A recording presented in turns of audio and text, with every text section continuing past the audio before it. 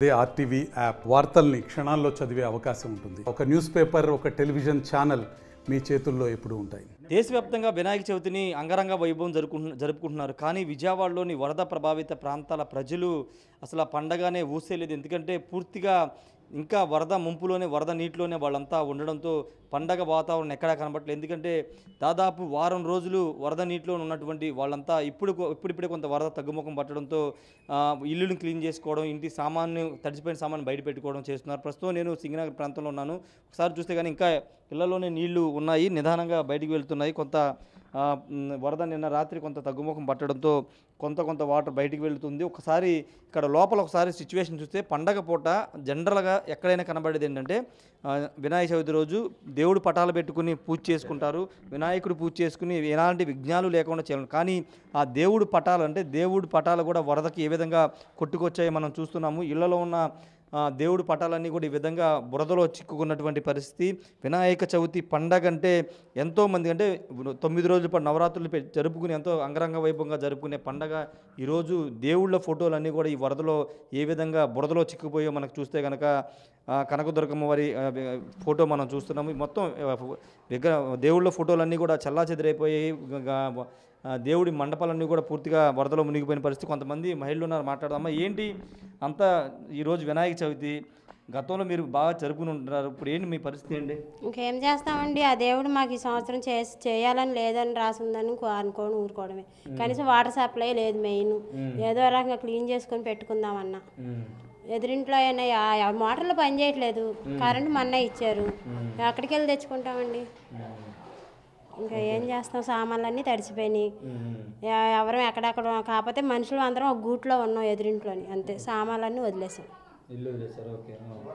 మొత్తం మునిగిపోయిందా మీ ఇల్లు? మొత్తం మునిగిపోయిందండి. బీరువాలు సగం దాకా వచ్చేసింది. మిషన్లు, నేను టైలరింగ్ చేసుకుంటాను, నా 2 మిషన్లు కూడా మునిగిపోయినాయి.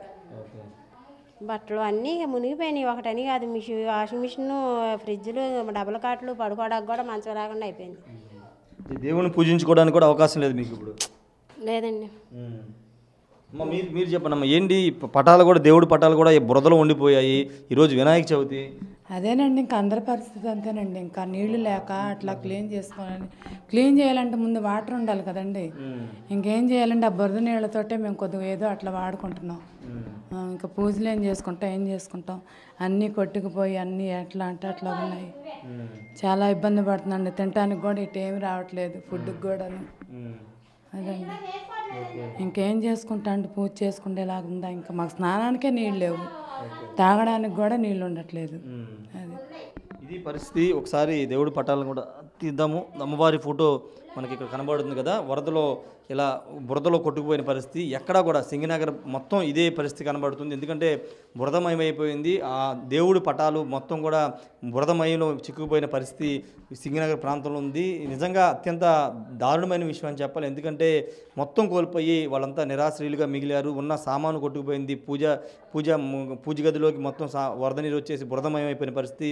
ఒకవైపున విజయవాడలో చాలా ప్రాంతాల్లో అంగరంగ వైభవంగా వినాయక చవితి జరుపుకున్నా, కానీ ఇక్కడ సింగనగర్ పరిస్థితి ప్రాంత ప్రజలు మాత్రం పండగ లేదని చెప్పాలి. ఈ వరద ఉధృతి ఈసారి వినాయక చవితి లేకోకుండా చేసిందని ఖచ్చితంగా చెప్పాలి. నిజంగా అత్యంత దారుణమైన పరిస్థితులు మనకి సింగనగర్ ప్రాంతంలో కనబడుతున్నాయి. వరద తగ్గడంతో మొత్తం కూడా ఒక్కసారి లోపలికి వెళ్ళి చూపిస్తే కనుక వరద మొత్తం బురద అంతా, ఇదంతా కూడా బురదతో చిక్కుపోయినటువంటి, ఒకసారి చూస్తే కనుక బురదతో చిక్కుపోయిన పరిస్థితి. పూజా మండపాలు అన్నీ కూడా ఈ విధంగానే చిక్కుకుపోయినాయి. ఒకసారి అటు చూస్తే కనుక మీకు విజువల్స్లో కనబడుతుంది. మొత్తం ఇళ్ళన్నీ కూడా మునిగిపోయిన పరిస్థితి.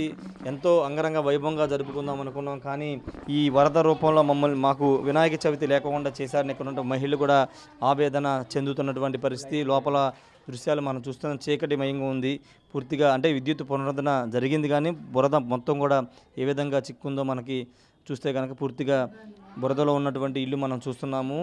పూర్తిగా బురదమయమైనటువంటి పరిస్థితి.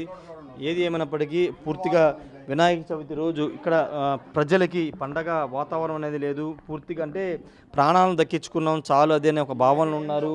కనీసం తినడానికి తిండి కూడా లేక గత 4 రోజులు ఇబ్బంది పడ్డాం. ఇప్పుడు కొంత కొంచెం ప్రభుత్వం ఫుడ్ని అందించడంతో అవే తింటున్నామని కూడా చెబుతున్న పరిస్థితి అయితే ఉంది. వినాయక చవితి పండగ అంటే ఇక్కడ సింగనగర్ ప్రాంతంలో భారీగా జరుపుకునేవాళ్ళు, కానీ ఇప్పుడు ఈ వరద రూపంలో ఇక్కడ వీళ్ళకి వినాయక చవితి లేకుండా చేసిందని చెప్పాలి. ప్రస్తుతానికి చాలామంది మహిళలు బురదను తొలగించే పనిలో ఉన్నారు. తాగడానికి నీళ్ళు లేవు, ఇంకా పండగలు ఏం చేసుకుంటామని కూడా వాళ్ళు ప్రశ్నిస్తున్న పరిస్థితి ఇక్కడ ఉంది. వరదలో వినాయకుడు, అవును మీరు వింటున్నది నిజమే.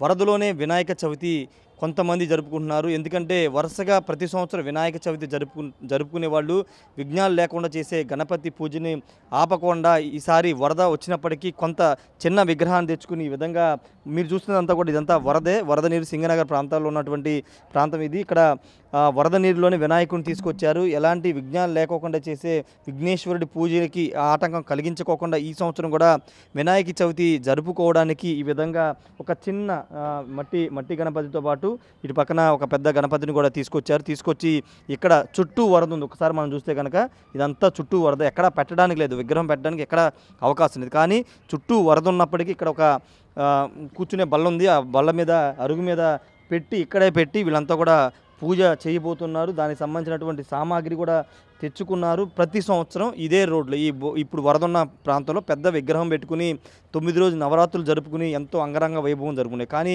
ఈ సంవత్సరం ఆ అవకాశం లేకపోవడంతో ప్రస్తుతానికి ఒక చిన్న గణపతినైనా తెచ్చుకుని పూజ చేసుకోవాలని చెప్తున్నారు.